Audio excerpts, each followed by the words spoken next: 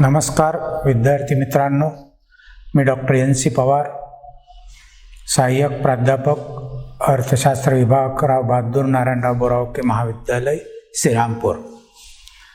विद्यार्थी मित्रांनो,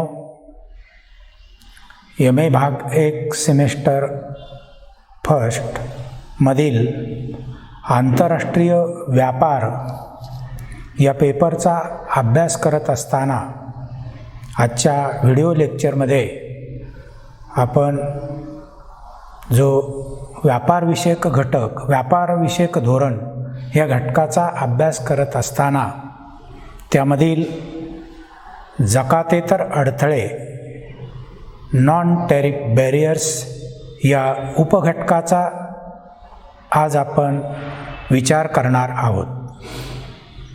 यापूर्वीच्या लेक्चर्समध्ये आपण जकातीची संकल्पना, अर्थ, जकातीचे परिणाम यावर आपण विचार केलेला होता। आज आपण जकातेतर अडथळे या उपघटकाचा विचार करत असताना अलीकडच्या काळात विकसनशील देश, उदाहरणार्थ अमेरिकेसारखा देश की जकातीखेरीज इतर मार्गांनी इतर देशांकडनं आयात होणाऱ्या किंवा आयात रोखण्याचा प्रयत्न करताना आपल्याला दिसत आहेत की ज्यांच्या उत्पादनामध्ये श्रमाचा वापर जास्त होतो आणि ज्यांच्या बाबतीत प्रामुख्यानं अल्पविकसित देशांमध्ये खर्चाच्या दृष्टीनं निर्यातीला अनुकूल परिस्थिती असते, अशा वस्तूंच्या बाबतीत विकसित देश या जकातेतर अडथळे या मार्गाचा वापर करतात। त्याचबरोबर अन्य विकसित देशांवरही अशा प्रकारचे निर्बंध लादत असतात आणि त्यामुळं जकातीत कपात केल्याचे फायदे नाहीसे होतात। सरकारने देशांतर्गत वस्तूला अनुकूल आणि परकीय वस्तूला प्रतिबंधक अशी जी काही प्रशासकीय उपाययोजना केलेली असते ती म्हणजे जकात व्यतिरिक्त अडथळे होय। आणि या उपाययोजनांमुळं आंतरराष्ट्रीय व्यापारामध्ये अडथळे येतात। अलीकडच्या काळामध्ये आयात नियंत्रणासाठी जकातेतर अडथळे हा उपाय त्या ठिकाणी केला जातो आणि यामध्ये दोन प्रकार आपल्याला प्रामुख्यानं सांगता येतील। त्यामध्ये पहिला प्रकार की विकसनशील देश परकीय चलन सुरक्षित राखण्यासाठी किंवा आर्थिक विकासाचं धोरण म्हणून या मार्गाचा अवलंब करत असतात। यामध्ये प्रामुख्यानं आयात परवाने, आयातीवर संख्यात्मक नियंत्रणं, परकीय चलन नियमन आणि एकाच संस्थेमार्फत आयात यांचा समावेश होत असतो। दुसऱ्या प्रकारामध्ये की विकसित देश विविध मार्गांनी आयातीवर निर्बंध घालतात ज्या उद्योगांची स्पर्धाशक्ती कमी झालेली आहे किंवा जे उद्योग राजकीय दृष्टीनं संवेदनशील ठरतात त्यांना संरक्षण देणं हा उद्देश या ठिकाणी असतो। स्वेच्छेनं निर्यातीवर निर्बंध घालणं, आंतरराष्ट्रीय करारातून निर्बंध त्या ठिकाणी लादणं, म्हणजे उदाहरणार्थ वस्त्रांच्या व्यापारावरील निर्बंध आपल्याला सांगता येईल, तांत्रिक स्वरूपाचे निर्बंध, असेही उपायांचा या प्रकारामध्ये समावेश त्या ठिकाणी होत असतो। आणि या जकातेतर अडथळ्यांचा परिणाम म्हणून की बिगर जकात निर्बंधामुळं निर्यातदार देशांचं नुकसान होतंच, परंतु आयातदार देशांना देखील वस्तू महाग घ्याव्या लागतात। सरकारचं जकातीचं उत्पन्न त्या ठिकाणी बुडतं, देशामधल्या साधनसामग्रीचं वाटप अकार्यक्षमतेनं होतं, त्याचबरोबर स्पर्धात्मकता कमी त्या ठिकाणी होत असते। म्हणून बिगर जकात निर्बंधाचे जे काही विविध मार्ग आहेत त्या मार्गांचा प्रामुख्यानं आपण विचार करू। यालाच जकातेतर अडथळे, नॉन टॅरिफ बॅरियर्स असं देखील म्हटलं जातं। यामध्ये पहिलं की ऐच्छिक निर्यात जे काही निर्बंध आहेत की याला आपण इंग्रजीमध्ये व्हॉलंटरी एक्सपोर्ट टॅरिफ असं म्हणतो। आता ऐच्छिक निर्यात निर्बंधाचा विचार करत असताना 2 किंवा जास्त देशांमध्ये विशिष्ट वस्तूची निर्यात कमी करण्याचे करार या मार्गामध्ये केले जातात. उदाहरणार्थ वस्त्रांच्या निर्यातीबद्दलचा करार, की जपान आणि आग्नेय आशियातील देशांशी करार करून अमेरिकेनं आयात कमी केल्याचं या मार्गाद्वारे दिसून येतं. यालाच ऐच्छिक निर्यात निर्बंध असं म्हटलेलं आहे. दुसरा आहे ॲडमिनिस्ट्रेटिव्ह टॅरिफ म्हणून त्याला म्हटलं जातं, की याला प्रशासकीय निर्बंध असं म्हटलं जातं, की यामध्ये आंतरराष्ट्रीय करारात काही परिस्थितीत आयातीवर बंधनं घातली जातात. सुरक्षितता, आरोग्य, पर्यावरण आणि ग्राहक संरक्षण यासाठी काही स्टँडर्ड्स, मानकं तयार केली जातात. विशेषतः विकसनशील देशांविरुद्ध या मार्गाचा उपाय किंवा अवलंब त्या ठिकाणी केला जातो. जकातीचे नियम वारंवार बदलून आयात कमी केली जाते. या मार्गाद्वारे सरकारनं स्वतः आयात करणं, परकीय चलन नियंत्रणं असेही मार्ग आयात कमी करण्यासाठी वापरले जातात. काही देश निर्यात करणाऱ्या देशातील आपल्या वकिलातीच्या प्रमाणपत्राचा आग्रह धरतात. परवाना पद्धत सरकारनं स्वतः आयात करणं हे मार्गही या प्रकारचेच त्या ठिकाणी सांगता येतील. कर्जविषयक धोरणामध्ये जास्त व्याज आकारून किंवा आयातदारांना जास्त पैसा स्वतः खर्च करावयास भाग पाडून आयात कमी केली जाते. परकीय चलन नियंत्रण हा आणखी एक मार्ग या ठिकाणी सांगता येईल या उपायांमधला. तिसरा त्या ठिकाणी जकातेतर अडथळ्यांचा उल्लेख करताना प्रामुख्यानं आयातीवर संख्यात्मक नियंत्रणं लादली जातात. मग किती आयात त्या ठिकाणी करावयाची त्याचं एक प्रमाण ठरवून दिलं जातं. याच्याही बाबतीत अनेक प्रकार त्या ठिकाणी आहेत, की एका ठराविक मर्यादेपर्यंत आयातीवर कर लावला जात नाही किंवा कमी दरानं कर त्या ठिकाणी आकारला जातो, आणि जर यापेक्षा जास्त आयात झाल्यास जास्त दरानं कर आकारला जातो. म्हणजे एक देश एकतर्फी आयातीचं प्रमाण ठरवतो, 2 देश करारानं आयातीचं प्रमाण ठरवतात, आणि उत्पादकांना उत्पादनासाठी जो काही कच्चा माल लागतो तो काही प्रमाणात देशामध्येच खरेदी करावयास या मार्गातनं लावला जात असतो, आणि यातून आयातीवर नियंत्रणं लादली जात असतात. आता या आयातीवर जे काही संख्यात्मक नियंत्रणं लादली जातात त्याचे काही परिणाम आपल्याला सांगता येतात. म्हणजे या मार्गाचा अवलंब कशासाठी केला जातो, की आयातीवर संख्यात्मक निर्बंधाचे काही परिणाम देखील होत असतात. त्यामध्ये प्रामुख्यानं देशाचा व्यवहारतोल सुधारण्यास मदत होते. देशातील किमती वाढतात. किमती वाढल्या की ग्राहकांना आपली खरेदी कमी करावी लागते. देशातील उद्योगांना संरक्षण मिळून त्या उद्योगांचा विस्तार होण्यास प्रामुख्यानं मदत होते. किमती वाढल्यामुळं उत्पन्न हे ग्राहकाकडून उत्पादकाकडं वळवलं जातं. आणि शेवटचा एक परिणाम या मार्गातला आहे तो म्हणजे की सरकार परवान्यातून आयात कमी करीत असल्यानं सरकारला आयात परवान्याच्या फीचं उत्पन्न त्या ठिकाणी मिळतं. अशा प्रकारे या ठिकाणी आयातीवर संख्यात्मक नियंत्रणं लादून आंतरराष्ट्रीय व्यापारात अडथळे आणण्याचा प्रयत्न त्या ठिकाणी केला जातो. चौथा जो काही मार्ग आहे तो म्हणजे की अवपुंजन, की ज्याला आपण डम्पिंग असं प्रामुख्यानं म्हणतो. मग या अवपुंजन म्हणजे काय, तर वस्तूच्या उत्पादन खर्चापेक्षा कमी किमतीला वस्तूची निर्यात करणं याला अवपुंजन असं म्हटलं जातं.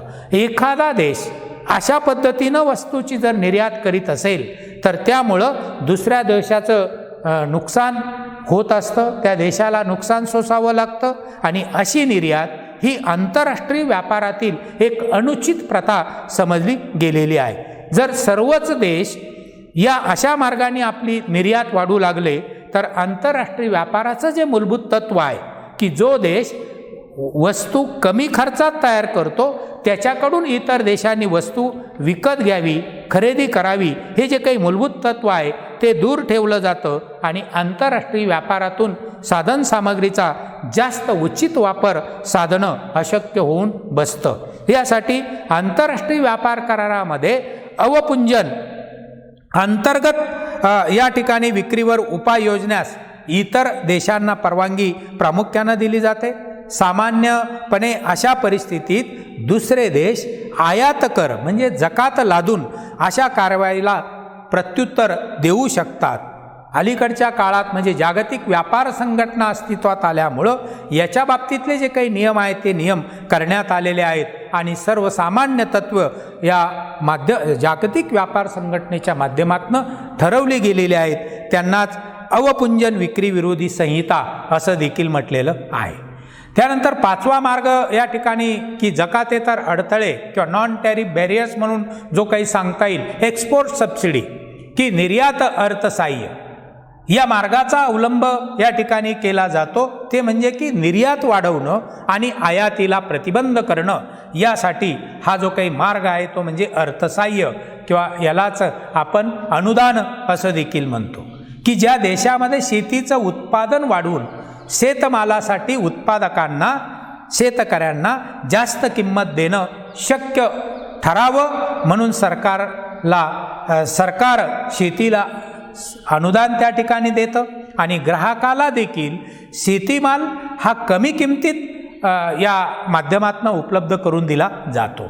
आयात शेतमाल स्वस्त त्या ठिकाणी असला तर अर्थसहाय्यामुळं तो देशात येऊन उत्पादकावर अनिष्ट परिणाम त्या ठिकाणी होत नाही. याचप्रमाणे निर्यातीसाठी अर्थसहाय्य एक्सपोर्ट सबसिडी देऊन उत्पादन खर्चापेक्षा कमी किमतीला वस्तू परदेशात विकणं शक्य केलं जातं. म्हणजे अशी प्रथा ही प्रथा योग्य असल्यामुळं अर्थसहाय्य विरोधी संहिता जागतिक व्यापार संघटनेच्या करारामध्ये सामील केली गेलेली आहे.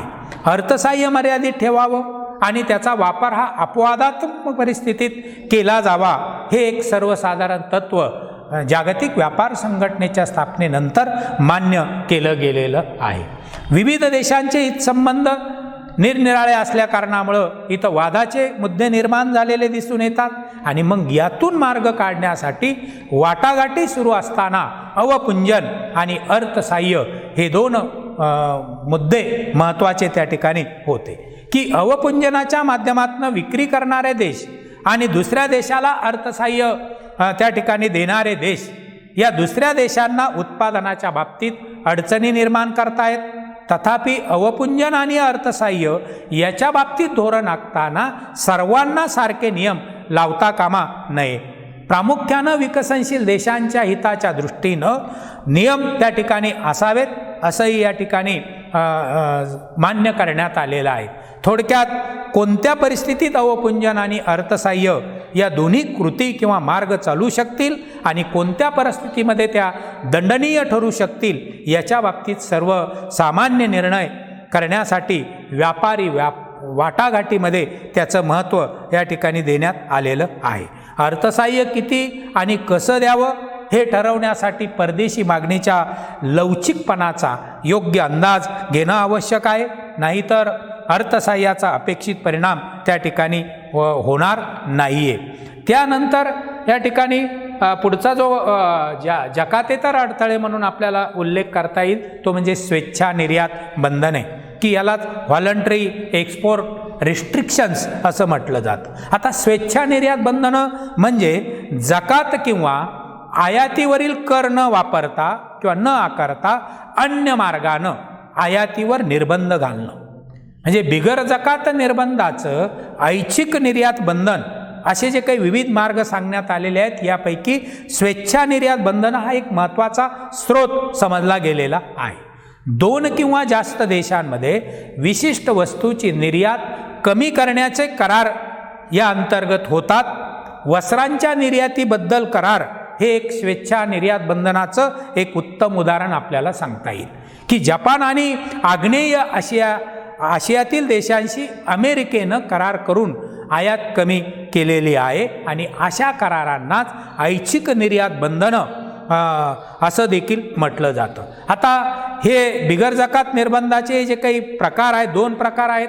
की विकसनशील देश परकीय चलन सुरक्षित किंवा अबाधित ठेवण्यासाठी किंवा आर्थिक विकासाचं धोरण म्हणून या ठिकाणी या बिगर जकात निर्बंधाचा मार्ग अवलंबतात आणि मग यामध्ये आयात परवाने, आयात कोटा, परकीय चलन आणि एकाच संस्थेमार्फत आयात त्या ठिकाणी करणं इत्यादींचा समावेश होतो.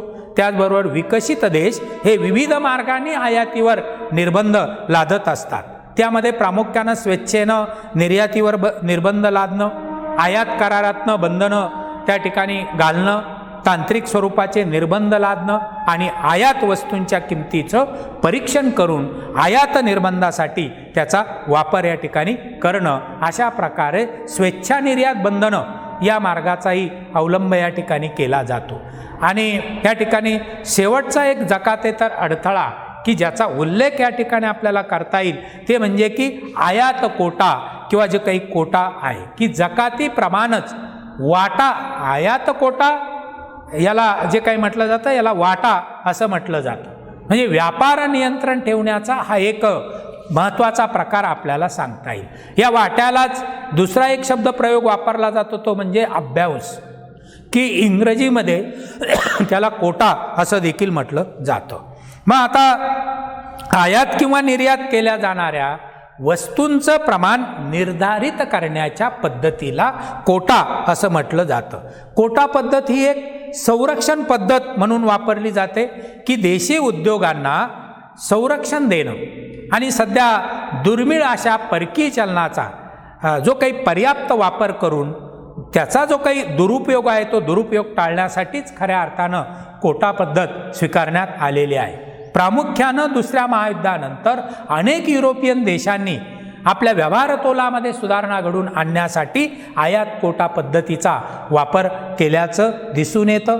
आयात कोटाप्रमाणेच निर्यात कोटा पद्धतीचाही संरक्षण साधन म्हणून या ठिकाणी वापर केला जातो आणि ज्या वस्तूंचं उत्पादन देशाच्या गरजेच्या मानानं त्या ठिकाणी कमी होतं अशा वस्तूंची इतर देशातून निर्यात होऊ नये म्हणून निर्यात कोटा ठरवून दिला जातो. या कोटा पद्धतीमुळं जरी आयात आणि निर्यात कोट्याचा समावेश होत असला तरी एक संरक्षण साधन म्हणून आयात कोट्यालाच महत्त्वाचं स्थान दिलेलं आहे आणि म्हणून एका विशिष्ट काळात एखाद्या विशिष्ट वस्तूचे विशिष्ट परिमाण आयात त्या ठिकाणी करणं याला आयात कोटा किंवा कोटा असं म्हटलं जातं. या कोट्याचे जे काही विविध प्रकार आहेत त्या प्रकारांचा आणि आयात कोटा याच्यामध्ये आपण आणखीन ही संकल्पना सविस्तरपणे समजून घेण्यासाठी दुसऱ्या व्हिडिओ लेक्चरमध्ये आपण त्याचा विचार करणार आहोत. धन्यवाद.